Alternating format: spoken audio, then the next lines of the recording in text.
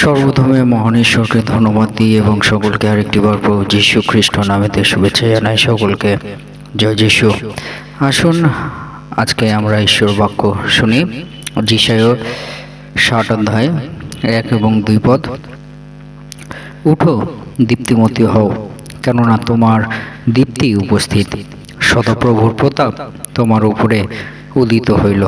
কেননা দেখো, অন্ধকার পৃথিবীকে, ঘোর তিমির জাতিগণকে আচ্ছন্ন করিতেছে, কিন্তু তোমার উপরে সদাপ্রভু উদিত হইবেন এবং তাহার প্রতাপ তোমার উপরে দৃষ্ট হইবে। ঈশ্বর তার বাক্যে আমাদের প্রত্যেককে আশীর্বাদযুক্ত করুন। আমেন। স্বর্গের পিতা, সর্বশক্তিমান প্রভু, তোমাকে ধন্যবাদ দিই আরেকটি বার এই সুন্দর সময় তুমি দিয়েছ। আর প্রভু, এই সময় তোমার বাক্য নিয়ে আলোচনা করব। সে বাক্যের মধ্য দিয়ে আমাদের জীবনে তুমি কথা বলো এবং প্রভু, সেই বাক্য যাতে আমরা বুঝতে পারি সেই অনুগ্রহ দয়া দাও। তোমার পবিত্র আত্মা দ্বারা তুমি পরিচালনা করো। এই প্রার্থনা প্রভু যীশু নামে চাই। আমেন। জয় যীশু, জয় যীশু।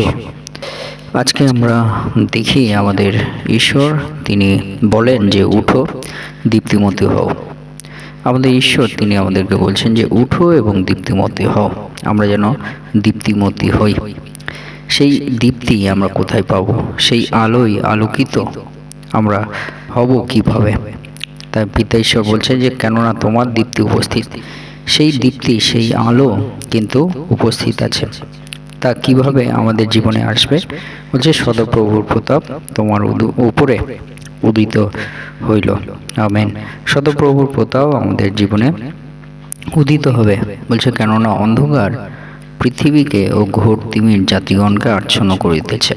এই অন্ধকার পৃথিবীর, এই জগতের লোককে এবং ঘোর তিমির এই জাতিগণকে আচ্ছন্ন করেছে, কিন্তু তোমার উপরে সদাপ্রভু উদিত হইবেন। সদাপ্রভু তোমার উপরে উদিত হইবেন, আলোক প্রতাপ তিনি বর্ষিত করবেন এবং বলছে তাহার প্রতাপ তোমার উপরে দৃষ্ট হইবে। সদাপ্রভুর যে প্রতাপ, যে আলোক, তা আমাদের উপরে আসবে। তাই আসুন, সেই পিতা ঈশ্বর তিনি আমাদেরকে বলছেন যে দীপ্তিমতী হও, অর্থাৎ ঈশ্বরের দীপ্তি যাতে আমরা পাই। সেই পাবো কীভাবে? যখন আমরা ঈশ্বরের কাছে যাব। তাই সেই ঈশ্বরের দীপ্তি যারা অন্ধকারে তাদের উপরে উদিত হবে। সে বিষয়ে আমরা দেখি পিতা ঈশ্বর বলেন যে ঈশ্বরের যে দীপ্তি তা যারা অন্ধকারে তাদের উপরে উদিত হইবে। সেই জন্য বাক্যে লেখা আছে যিশায়া 9 অধ্যায় 2 পদ। বলছে যে যে জাতি অন্ধকারে ভ্রমণ করিত তাহারা মহা আলোক দেখিতে পাইয়াছে, যাহারা মৃত্যু ছায়া দেশে বাস করিত তাহাদের উপরে আলোক উদিত হইয়াছে। আমেন। অর্থাৎ যে জাতি অন্ধকারে ভ্রমণ করত, আমরা যে অন্ধকারে আমরা ভ্রমণ করতাম, এবং বলছে তাদের উপরে মহা আলোক দেখিতে পাইয়াছে, তাহারা মহা আলোক দেখিতে পেয়েছে। তা কি? তা হলো আমাদের ঈশ্বর। তিনি হলো আমাদের জীবনে মহা আলোক।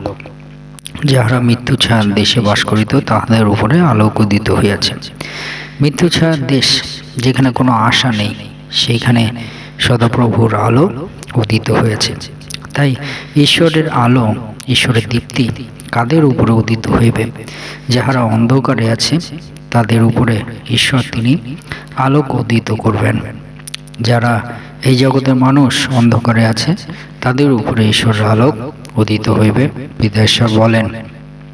2 নম্বর বিষয় আমরা মনে রাখি, ঈশ্বরের দীপ্তি যারা ঈশ্বরকে ভয় করে তাদের উপরে উদিত হইবে।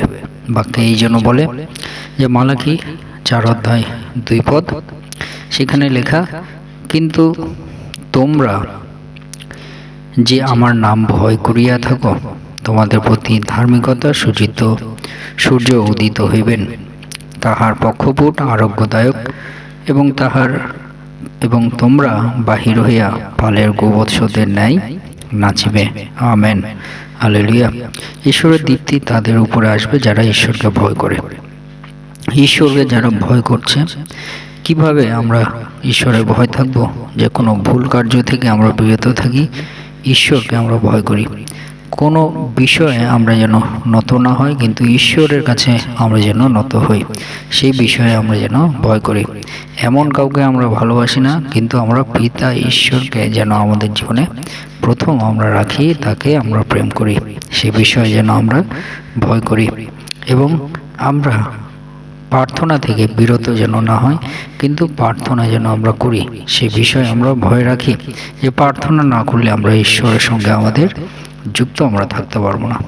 আমরা কোন বিষয়ে আমরা ভয় করব? আমরা বাইবেল যেন পাঠ করি। যদি বাইবেল পাঠ না করি, আমরা পিতা ঈশ্বরের কথা আমরা জানতে পারবো না, পিতা ঈশ্বরের কথা আমরা শুনতে পারবো না। এই বিষয়ে যেন আমরা ভয় করি, এবং সেইভাবে ঈশ্বরের দীপ্তি কিন্তু আমাদের উপরে আসবে।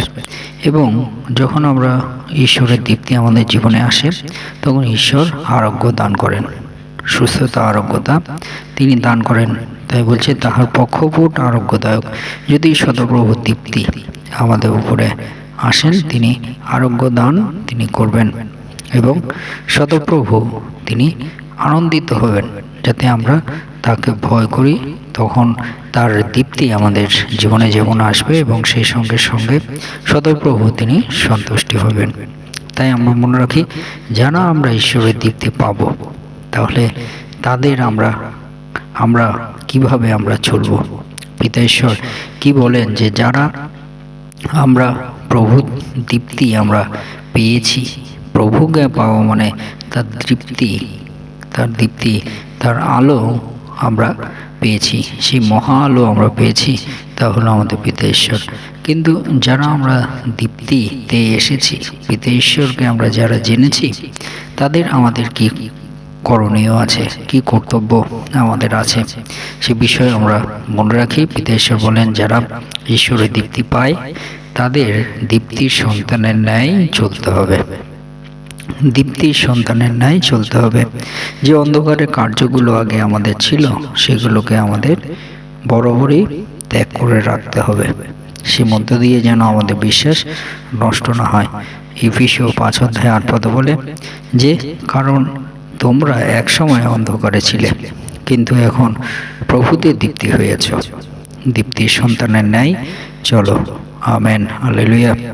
অর্থাৎ আমাদের পিতা ঈশ্বর বলছে যে একসময় আমরা অন্ধকারে ছিলাম, আমাদেরকে কিন্তু পিতা ঈশ্বর তিনি মনে করে দিচ্ছেন। আমরা যে অন্ধকারে ছিলাম, পিতা ঈশ্বর কিন্তু তিনি মনে করে দিচ্ছে, সে বিষয়ে আমরা মনে রাখি। এফেসীয় 5:8 বলছে, কারণ তোমরা এক সময় অন্ধকারে ছিলে। যে অন্ধকারে আমরা ছিলাম, সে বিষয় পিতা ঈশ্বর কিন্তু বাক্যের মধ্য দিয়ে আমাদের বারবার করে আমাদেরকে কিন্তু জানান দিচ্ছে যে কেমন জীবনে আমরা ছিলাম, কিন্তু এখন প্রভুতে দীপ্তি হয়েছ। যারা আমরা প্রভুর দীপ্তিতে আলোতে আমরা আছি, তাদেরকে পিতা ঈশ্বর বলছেন যে যেন আমরা দীপ্তির সন্তানদের ন্যায় চলি। আমাদের পিতা ঈশ্বর যে আলোয় আলোকিত করেছেন, সেই আলো নিয়ে যেন আমরা চলি, সেই বিষয় আমাদের মনে রাখতে হবে। যে উঠো দীপ্তিমন্ত হও বলতে আমাদের পিতা ঈশ্বর বলছেন, সেই ঈশ্বর যে দীপ্তি আমাদের দান করেছেন, সেই দীপ্তিতে যেন আমরা চলি, পিতা ঈশ্বরকে যেন আমাদের জীবনে রাখি, তার কাছে আমরা প্রার্থনা করি, বাক্য পাঠ করি, এবং আমরা সমস্ত ভার তার হস্তে দিই। তার দেখানো পথ সকলের মধ্যে দিয়ে যেন আমরা চলি, সে বিষয়ে আমাদের পিতা ঈশ্বর তিনি বলছেন। তাই আমরা সেই বিষয়ে মনে রাখি। ঈশ্বর তার বাক্যে আমাদের প্রত্যেককে আশীর্বাদ যুক্ত করুন। আমেন। স্বর্গের পিতা, আরেকটি বার তোমাকে ধন্যবাদ দিই। প্রভু, তুমি আজ যে বিষয় আমাদের বলেছ, যেন আমরা তোমার দীপ্তিতে দীপ্তিমতী হতে পারি। প্রভু, এক সময় আমরা অন্ধকারে ছিলাম, সেখান থেকে তুমি আমাদেরকে আলোক দিয়েছ। প্রভু, এক সময় আমাদের ভয়হীন জীবন ছিল, যে জীবনে প্রভু অন্ধকারের মধ্যে চলতাম, সেই জীবন থেকে প্রভু তোমার চরণতলে আসার সুযোগ দিয়েছ, তাই তোমাকে ধন্যবাদ দিই। আর প্রভু, তোমার সন্তানের ন্যায় যাতে আমরা চলতে পারি প্রভু, যে দীপ্তি দিয়েছ সেই দীপ্তির সন্তানের ন্যায় যাতে চলতে পারি প্রভু। তোমার পবিত্র আত্মার পরিচালনা দিয়ে প্রভু তুমি পরিচালনা করো, আমাদের জীবনকে তোমার মতো করে তৈরি করো, গড়ো বানাও, তোমার পথ সকল জানাও, সঙ্গে সঙ্গে থাকো, তোমার পবিত্র আত্মা দ্বারা পরিচালনা করো। সকলের সঙ্গে সঙ্গে থাকো, আশীর্বাদ যুক্ত করো। এই প্রার্থনা প্রভু যীশু খ্রিস্ট নামে চাই, আমেন। জয় যীশু, জয় যীশু।